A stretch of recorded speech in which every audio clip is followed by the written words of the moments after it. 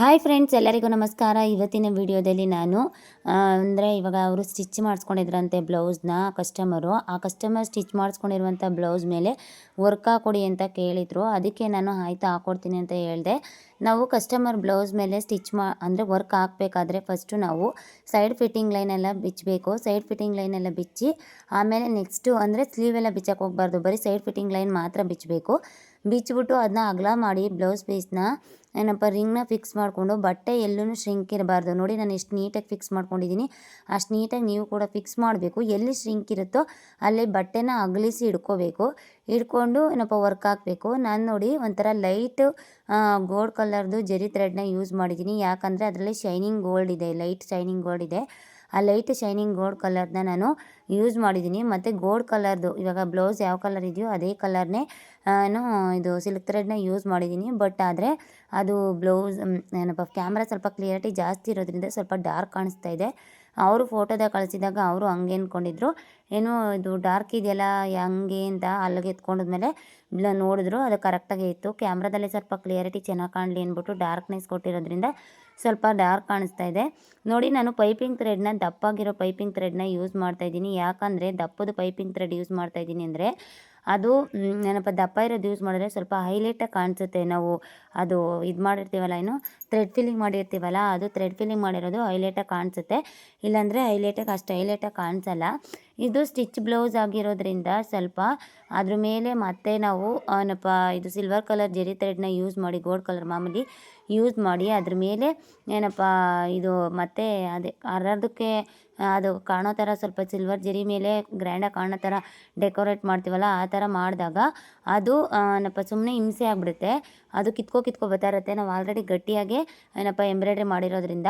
ನೋಡಿ ಇವಾಗ ನಾನು ಕಟ್ ವರ್ಕ್ ಶೇಪ್ನ ಡ್ರಾ ಮಾಡ್ಕೊಂಡಿದ್ದೆ. ಆ ಕಟ್ ವರ್ಕ್ ಶೇಪ್ನ ಡ್ರಾ ಮಾಡಿಕೊಂಡು ಲೀಫ್ನ ಡ್ರಾ ಮಾಡಿ ಕಟ್ ವರ್ಕ್ ಶೇಪ್ನ ಫಿಲ್ಲಿಂಗ್ ಅನ್ನೋದು ಕೊಡ್ತಾ ಇಲ್ಲ. ಯಾಕಂದರೆ ನಾನು ಸಿಲ್ವರ್ ಕಲರ್ ಜೆರಿ ಥ್ರೆಡ್ಡಲ್ಲಿ ಅದನ್ನು ಫಿಲ್ಲಿಂಗ್ ಅನ್ನೋದನ್ನ ಕೊಡ್ತೀನಿ.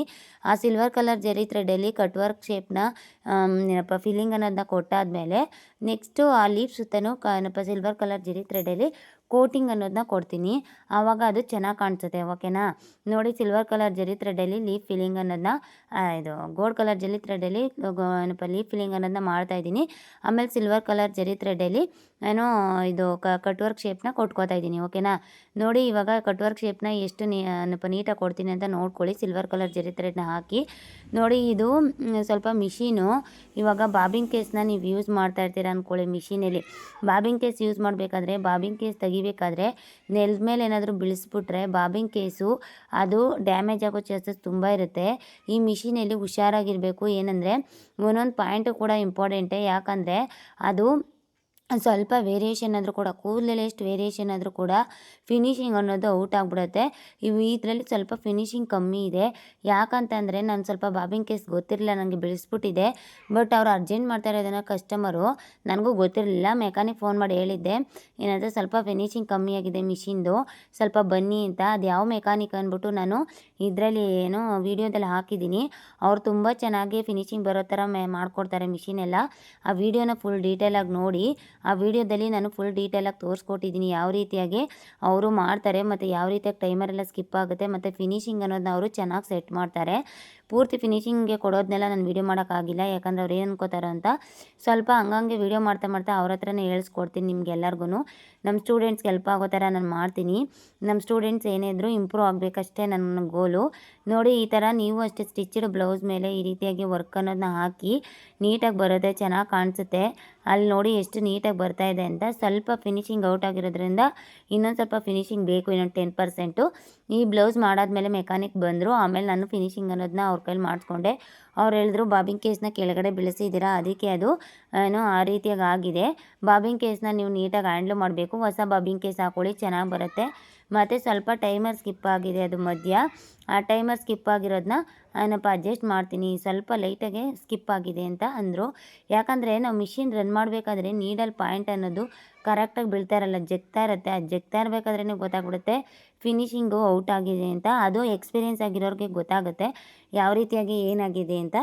ನೆಕ್ಸ್ಟ್ ಇವಾಗ ನಾನು ಸಿಲ್ವರ್ ಕಲರ್ ಜೆರಿ ಥ್ರೆಡ್ಡಲ್ಲಿ ಆ ಲೀಫ್ ಸುತ್ತ ಕೋಟಿಂಗ್ ಅನ್ನೋದನ್ನ ಕೊಟ್ಟೆ. ಇವಾಗ ಬಾಲ್ ಚೈನ್ ಅನ್ನೋದನ್ನ ಅಟ್ಯಾಚ್ ಮಾಡ್ತಾಯಿದ್ದೀನಿ. ಸಿಲ್ವರ್ ಕಲರ್ ಜೆರಿ ಥ್ರೆಡ್ಡಲ್ಲಿ ಬಾಲ್ ಚೈನ್ನ ಅಟ್ಯಾಚ್ ಮಾಡ್ತಾಯಿದ್ದೀನಿ. ನಾನು ಹೇಳಿದ್ದೀನಿ ಆಲ್ರೆಡಿ ನಿಮಗೆ, ನಾವು ball chain stone chain attach ಮಾಡಬೇಕಾದ್ರೆ ಮುಂದೆಗಡೆ ಟೆನ್ಷನ್ನ ಸ್ವಲ್ಪ ಟೈಟ್ ಮಾಡ್ಕೋಬೇಕು. ಯಾಕಂದರೆ ಅದ್ರ ಮೇಲೆ ಅದು ಬಿಗಿಯಾಗಿ ಕೂತ್ಕೋಬೇಕು. ಏನು ಜರಿ ಥ್ರೆಡ್ಡು ಸಿಲ್ವರ್ ಕಲರ್ ಇದು ಬಾಲ್ ಚೈನ್ ಮೇಲೆ ಬಿಗಿಯಾಗಿ ಕೂತ್ಕೋಬೇಕು ಅಂತ. ಅಂದರೆ ಅದು ಜಗ್ಗಾಡಬಾರ್ದು, ಬೆಳ್ಳೆಲ್ಲಿ ಆಡಿಸ್ರೂ ಲೂಸ್ ಥರ ಕಾಣಿಸ್ಬಾರ್ದು. ಅದು ಲೂಸ್ ಥರ ಕಾಣಿಸ್ಬಾರ್ದು ಅಂತಂದರೆ ನಾವು ನೀಟಾಗಿ ಅದನ್ನ ಟೈಟ್ ಮಾಡಿಕೊಂಡು ನೀಟಾಗಿ ಅದ್ರ ಮೇಲೆ ಫಿಲ್ಲಿಂಗ್ ಅನ್ನೋದನ್ನ ಕೊಡಬೇಕು. ಯಾರ್ಯಾರು ನಮ್ಮ ವಿಡಿಯೋ ನೋಡ್ತಾ ಇದ್ದೀರೋ ಅವ್ರಿಗೆಲ್ಲ ತುಂಬ ಥ್ಯಾಂಕ್ಸ್. ನಮ್ಮ ವಿಡಿಯೋ ನಿಮಗೆ ಹೆಲ್ಪ್ ಆಗ್ತಾ ಇದೆ ಅಂತಂದರೆ ಕಮೆಂಟ್ಸ್ ಬಾಕ್ಸಲ್ಲಿ ತಿಳಿಸಿ. ಎಲ್ಲ ಕಡೆ ದಯವಿಟ್ಟು ನಮ್ಮ ವಿಡಿಯೋನ ಶೇರ್ ಮಾಡಿ. ತುಂಬ ಜನ ಸ್ಟೂಡೆಂಟ್ಸು ಕೇಳಿ ನೋಡಲಿ. ತುಂಬ ಏನಪ್ಪ ಇದು ವಿಷಯಗಳನ್ನು ನಾವು ನಿಮ್ಗೆ ತಿಳಿಸ್ಕೊಡ್ತಾ ಇದ್ದೀವಿ. ನನಗೆ ಒಂದೇ ಒಂದು ಬೇಜಾರು ಏನಂತಂದರೆ ಏನೇನೋ ವೀಡಿಯೋಸ್ ಮಾಡ್ತಾರೆ, ತರಲೆ ವೀಡಿಯೋಸ್ ಎಲ್ಲ, ಅದೆಲ್ಲ ತುಂಬ ನೋಡ್ತಾರೆ. ಬಟ್ ನಾವು ಏನೋ ಒಂದು ಇನ್ಫಾರ್ಮೇಷನ್ ತಿಳಿಸ್ಕೊಟ್ಟಾಗ ಅದನ್ನ ಜನ ನೋಡದೇ ಇರಬೇಕಾದ್ರೆ ತುಂಬ ಬೇಜಾರಾಗುತ್ತೆ. ಯಾಕಂದರೆ ನಾವು ಅಷ್ಟೊಂದು ಕಷ್ಟಪಟ್ಟು ಅವ್ರನ್ನ ಕನ್ವಿನ್ಸ್ ಮಾಡಿ ವೀಡಿಯೋಸ್ ಎಲ್ಲ ಮಾಡಿ ಒಳ್ಳೇದಾಗಲಿ, ಒಂದು 4 ಜನ ಚೆನ್ನಾಗಿರಲಿ ಅಂತ ನಾವು ವೀಡಿಯೋಸ್ ಮಾಡ್ತೀವಿ.